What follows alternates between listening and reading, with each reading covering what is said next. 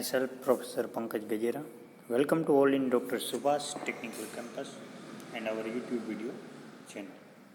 Today I am going to start a mechanical engineering subject, that is material science and metallurgy. In this lecture, we will discuss ion carbon diagram, right. तो आज के lecture में हम discussion करने वाले हैं ion carbon diagram के बारे में, राइट।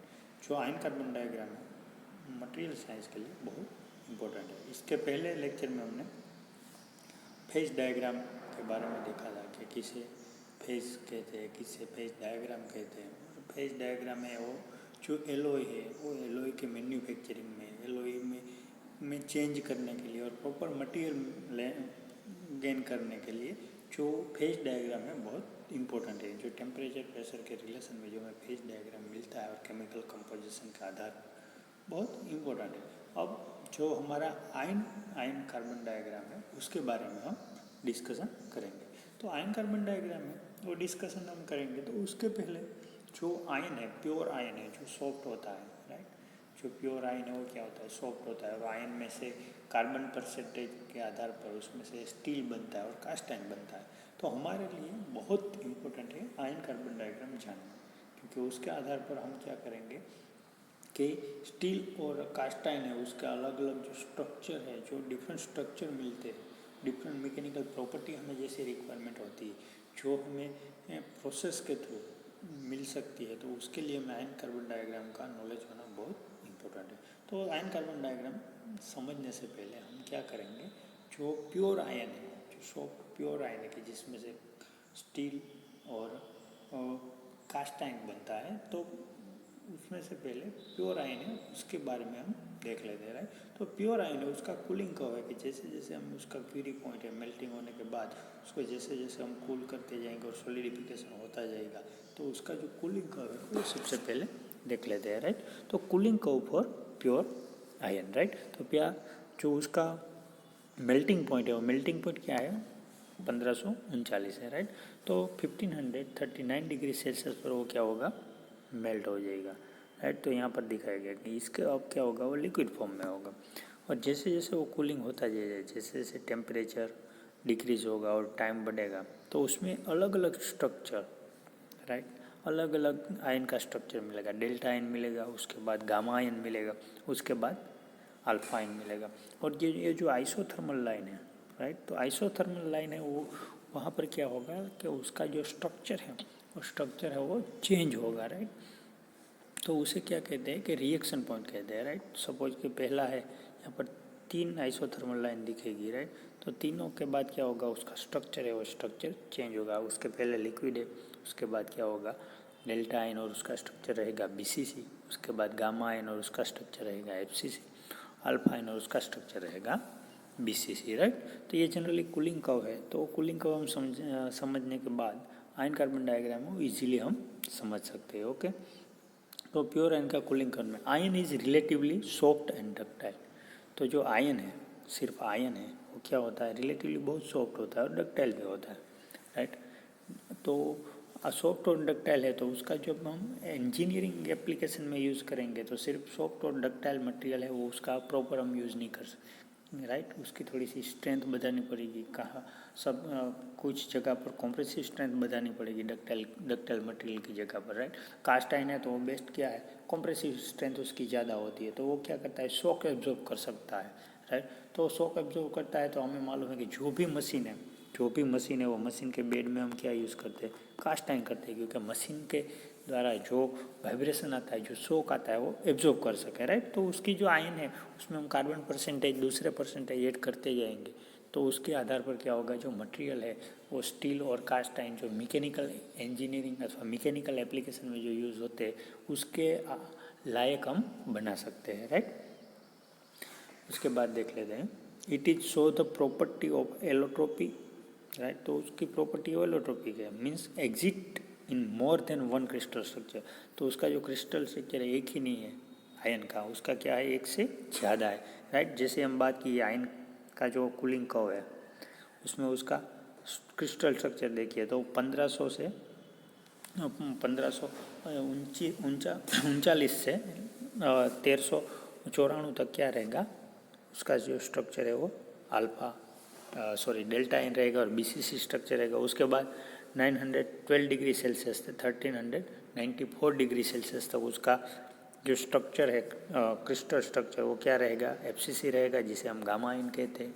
उसके बाद देखिए तो 912 से जो है रूम टेम्परेचर तक, तो वहाँ पर क्या रहेगा, उसका स्ट्रक्चर अल्फा आयन रहेगा। हाँ, लेकिन अल्फा आयन जो है बीसीसी स्ट्रक्चर है तो उसमें दो होगा कि जो 770 डिग्री सेल्सियस है उसके ऊपर हम देखेंगे तो यहाँ पर क्या होगा, प्रॉपर्टी वो मैग्नेटिक प्रॉपर्टी होगी, और उसके नीचे क्या हो जाएगी, non magnetic property. Alpha ion structure भी बीसीसी रहेगा लेकिन प्रॉपर्टी क्या होगी, चेंज हो जाएगी, right.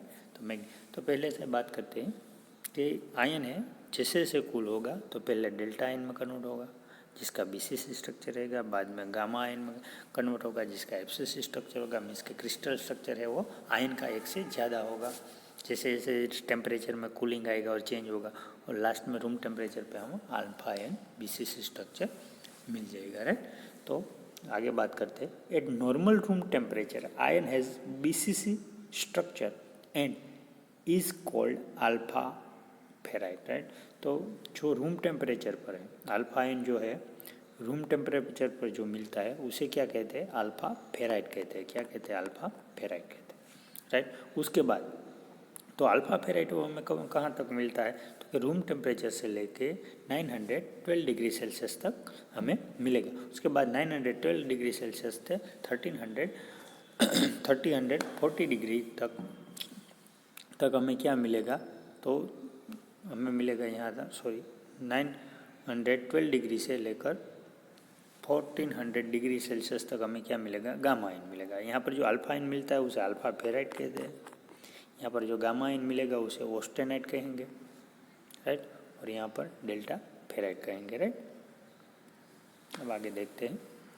Solubility of carbon in alpha ferrite is very low, right. तो यहाँ पर जो अल्फा फेराइट है उसकी जो सोल्यूबिलिटी है, जो वो मिक्स होते हैं तो उसके सोल्यूबिलिटी है, तो कार्बन परसेंटेज कितने रहे, कार्बन परसेंटेज कितने तक अल्फा आयन है वो अल्फा आयन सोल्यूबल होगा, मीन्स के बन सकता है, राइट। तो कार्बन परसेंटेज बहुत कम होते हैं, कितने होते हैं, 0.008% at room temperature and 0.025% is stable temperature. तो सिर्फ इतने ही कार्बन परसेंटेज में जो अल्फा आयन है, अदरवाइज अल्फा फेराइट है, और फेराइट क्या रहेगा, सोल्यूबल रहेगा, मीन्स के सॉलिड के फॉर्म में हमें मिल सकता है। मीन्स के अल्फा फेराइट है उसमें सबसे कम कार्बन परसेंटेज रहेंगे, राइट। 0.025% तक की 25% तक की कार्बन परसेंटेज रहेंगे, राइट। उसके बाद देख लेते हैं। At 910 degree Celsius it change to FCC structure and is called gamma iron. जैसे बात की, आगे बढ़ेंगे इस तरह इस साइड में, तो जो ये 910 डिग्री से अब जैसे जाएंगे तो उसका क्रिस्टल स्ट्रक्चर क्या हो जाएगा, एफसीसी हो जाएगा, face central cubical crystal structure हो जाएगा, body central cubical crystal structure के बाद, राइट। और उसे क्या कहते हैं, ऑस्टेनाइट कहते हैं, गामा ऑस्टेनाइट, राइट।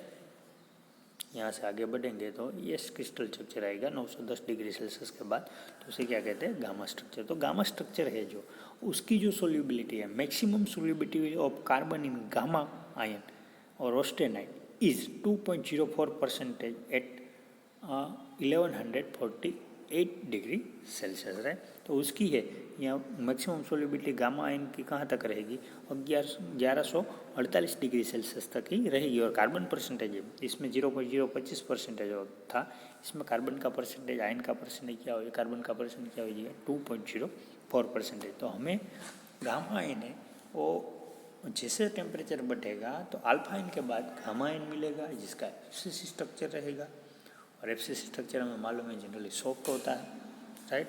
और उसमें कार्बन के परसेंटेज मैक्सिमम 2.04% रहता है, राइट। उसके बाद देखते हैं। At 1400 degree Celsius it again change to BCC structure and is called delta ferrite, right.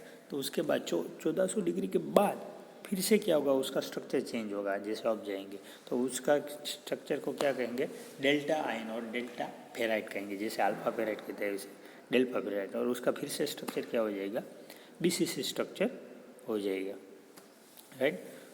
So maximum solubility of carbon delta ferrite is 0.1% at 1493 degree Celsius, right. तो 1493 degree Celsius तक और 0.1 से उसमें कहीं भी कुछ दूसरी जगह पर 0.18% भी दिया है, तो 0.1% यहाँ पर क्या रहेगा, कार्बन का परसेंटेज में हमें सोल्यूबिलिटी मीन्स के डेल्टा फेराइट आयन है वो मिलेगा, राइट।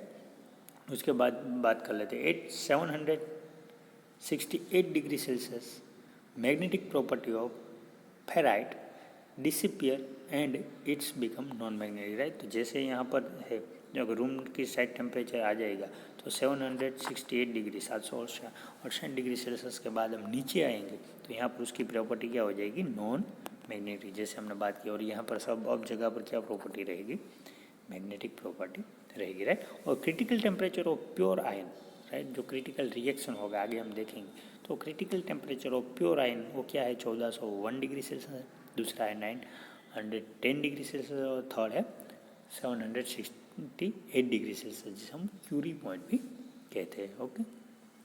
अब देख लेते हैं application of ion ion carbon diagram और आयन आयन कार्बन डायग्राम। तो आयन आयन कार्बन डायग्राम में उसका एप्लीकेशन क्या होगा, जब हम आयन आयन कार्बन डायग्राम आगे समझेंगे तो उसका एप्लीकेशन क्या है एक्चुअल में, कि क्यों हम समझते हैं आयन कार्बन डायग्राम, तो उसके बारे में देख लेते हैं। The iron carbon phase diagram is widely use to understand the different phases of steel and cast iron, right. तो कास्ट आयन एंड स्टील है उसका जो अलग अलग फेज है उसको समझने के लिए हम आयन कार्बन डायग्राम समझते हैं, राइट। तो सबसे इम्पोर्टेंट क्या है, स्टील और कास्ट आयन को समझने के लिए हमें आयन कार्बन डायग्राम समझना सबसे ज़्यादा इम्पोर्टेंट है, right. But steel and cast iron are mix of iron and carbon, right. तो जो स्टील અને કાસ્ટ આયન છે वो क्या है, तो मिक्स है, आयन और कार्बन का मिक्सचर है। आयन का परसेंटेज रहेगा कुछ और उसमें कार्बन का परसेंटेज, और दोनों मिक्स होते हैं तो उसे क्या कहते हैं, स्टील कहते हैं, राइट। अगर सपोज के आयन है और कार्बन का परसेंटेज ये 2.1 तक रहेगा, 2% तक रहेगा, तो उसे क्या कहते हैं, हम स्टील कहते हैं, इसे हम क्या कहते हैं, स्टील कहते हैं, राइट। 0.1 तक 0.08 है, 0 से लेकर, और 2.1 से 6.67% आयन है, कार्बन होगा, तो उसे हम क्या कह देंगे, कास्ट आयन कहेंगे, राइट। तो both steel and cast iron are mix of iron and carbon. Also both alloy contain a small amount trace element, और दूसरे भी small amount of trace element क्या होगा, इसमें रहेंगे, राइट। तो जो कास्ट आयन है, जो स्टील है, तो उसमें क्या रहेंगे, स्मॉल अमाउंट हो गए दूसरे। जैसे कि हम कास्ट आयन की बात करते हैं तो कास्ट आयन में दूसरी हमें मालूम है कि इम्प्योरिटी या स्मॉल अमाउंट में क्या होगा, सिलिकॉन होगा, सल्फर होगा, मैग्नीशियम होगा, फॉस्फोरस होगा, राइट। तो ये सारे कॉन्स्टिट्यूट भी रहेंगे। इसी तरह अगर हम स्टील की बात करते हैं तो स्टील में भी क्या होगा, सिलिकॉन होगा, सल्फर होगा, मैंगनीज होगा और फॉस्फोरस होगा, राइट। तो ये सारी जो कास्ट आयन जो है और जो स्टील है तो उसमें दूसरे मिक्स रहेंगे, पर मेन कॉन्स्टिट्यूट है, जो मेन परसेंटेज है वो किसका रहेगा, आयन एंड कार्बन का, राइट। तो मेन है वो आयन और कार्बन ही उसमें रहेंगे, ओके। यहाँ पर है स्मॉल अमाउंट। उसके बाद बात कर लेते हैं, the graph is quite complex but since we are limiting our exploration to iron carbon, Fe3C means iron carbon, iron means Fe3 or carbon means C, iron carbon, we will only be focusing up to 6.67 weight percentage of carbon, right।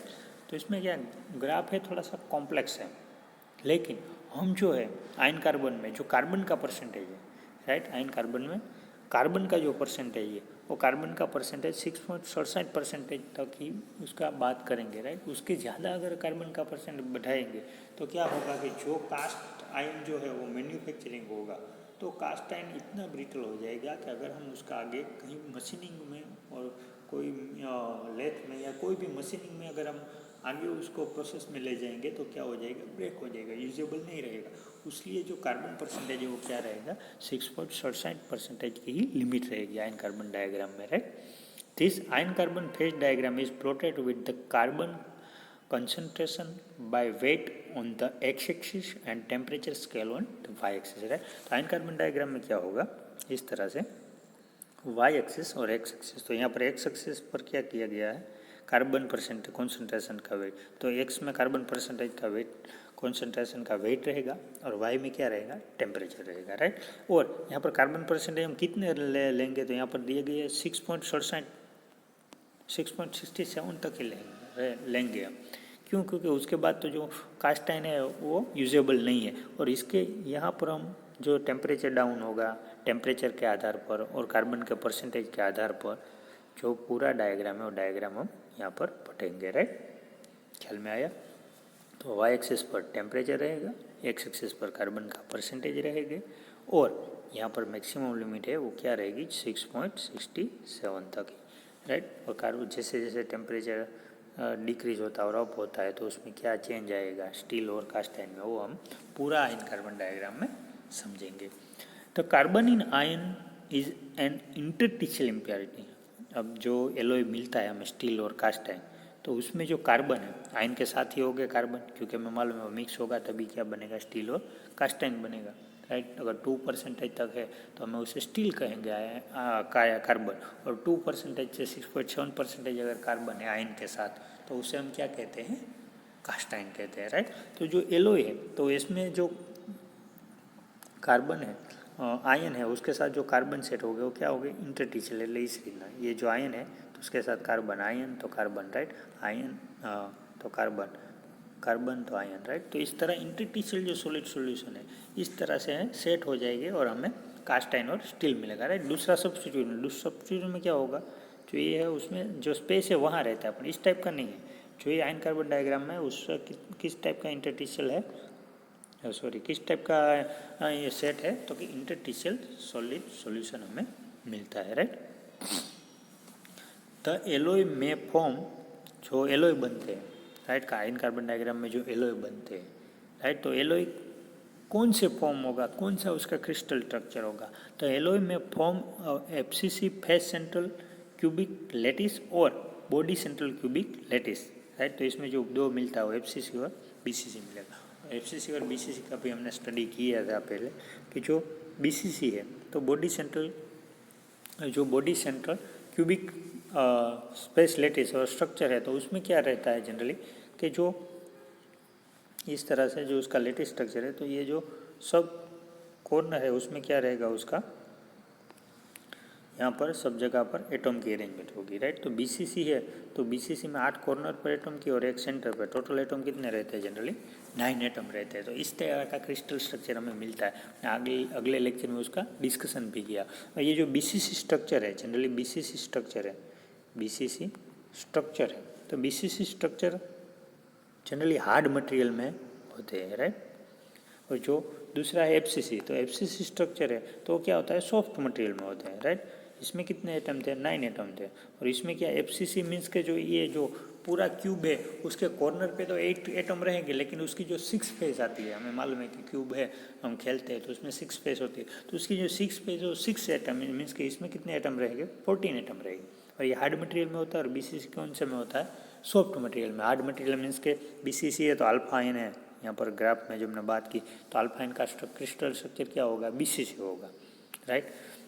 उसी तरह कई सारे ऐसे material, tungsten है, chromium है, मोलिब्लेडम है, barium है, vanadium है, मैंगनीज है, तो इन सब में क्या रहेगा, बीसीसी स्ट्रक्चर रहेगा, क्योंकि वो सब हार्ड मटेरियल। अगर सॉफ्ट मटेरियल की बात करिए तो सॉफ्ट मटेरियल कॉपर है, एल्यूमिनियम है, गोल्ड है, सिल्वर है, राइट।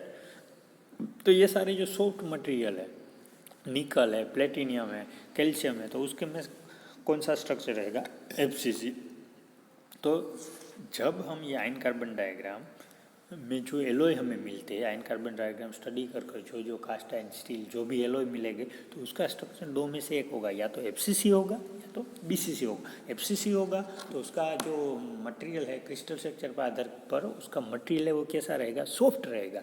और जो बीसीसी क्रिस्टल स्ट्रक्चर है तो उसके आधार पर उसका जो मटेरियल है थोड़ा सा हार्ड रहेगा compare to the FCC, right. और उसके बाद it will form a solid solution, और जैसे जैसे कूल होता जाएगा तो हमने जैसे बात की कि alpha ion, gamma ion, delta ion, right. तो उसका जो अलग अलग solid solution different isothermal temperature line पर और रिएक्शन पर भी मिलता है, तो वो सॉलिड सॉल्यूशन कौन सा होगा, अल्फा आयन, गामा आयन और डेल्टा आयन, उसका सॉलिड सॉल्यूशन हमें मिलेगा, राइट। तो उसकी एप्लीकेशन ये हो गई कि कास्ट आयन और स्टील जो मैन्युफैक्चरिंग होते हैं उसमें ये जो आयन कार्बन डायग्राम यूज़ होगा। उसके बाद जो हमें एलॉय बनाना है तो मैकेनिकल हमारी प्रॉपर्टी के आधार पर हम प्रॉपर एलॉय बना सके तो उसमें आयन कार्बन डायग्राम की एप्लीकेशन होगी। तो ये सारी आयन कार्बन डायग्राम की एप्लीकेशन है और उसमें से हमें क्या मिलता है वो यहाँ पर दिया गया है। उसके बाद हम डिस्कशन करते हैं आयन कार्बन डायग्राम, थोड़ा सा देख लेते हैं पहले, उसके बाद फिर से हर एक स्टेप को हम फिर से डिस्कशन करेंगे।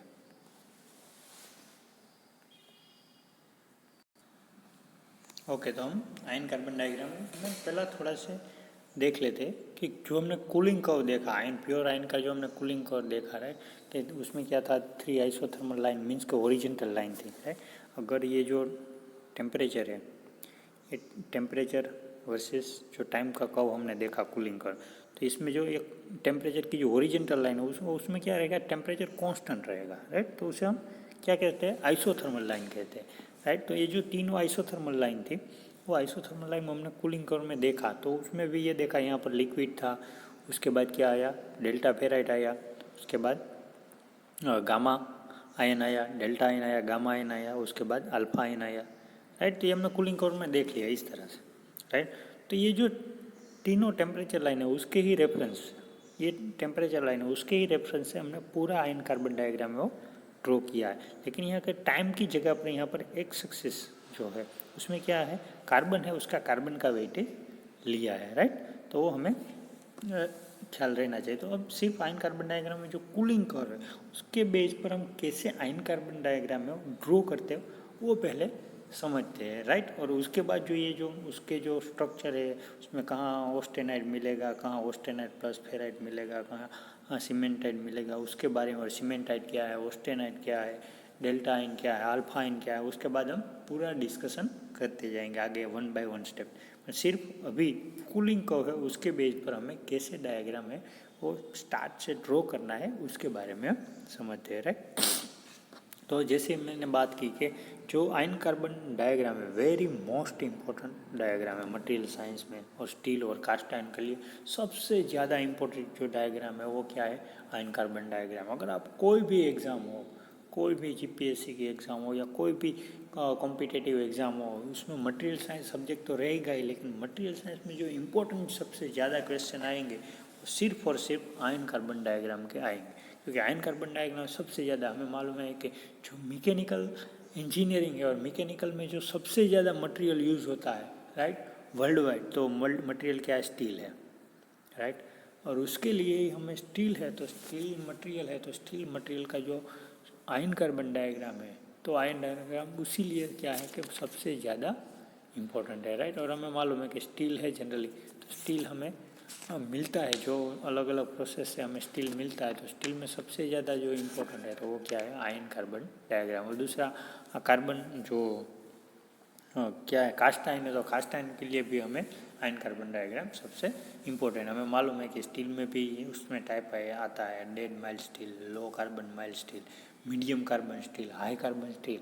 और स्टील बनता है जो अलग अलग प्रोसेस है, राइट, सीमेंटेशन प्रोसेस है, क्रूसिबल प्रोसेस है, बिस्मेर प्रोसेस है, ओपन अर्थ प्रोसेस है, डुप्लेक्स प्रोसेस है, एलडी प्रोसेस है, इलेक्ट्रिक, ये सारी प्रोसेस से क्या होता है, स्टील मैन्युफैक्चरिंग होता है। तो स्टील है और कास्ट आयन है उसकी कैसी प्रॉपर्टी एप्लीकेशन वाइज चाहिए वो समझने के लिए सबसे ज़्यादा इंपॉर्टेंट है वो आयन कार्बन डायग्राम है, राइट। आयन कार्बन डायग्राम में हमने बात की इस तरह, एक्स एक्सिस ऊपर क्या आएगा, कार्बन का परसेंटेज आएगा, और वाई एक्सिस ऊपर क्या आएगा, टेम्परेचर आएगा, राइट।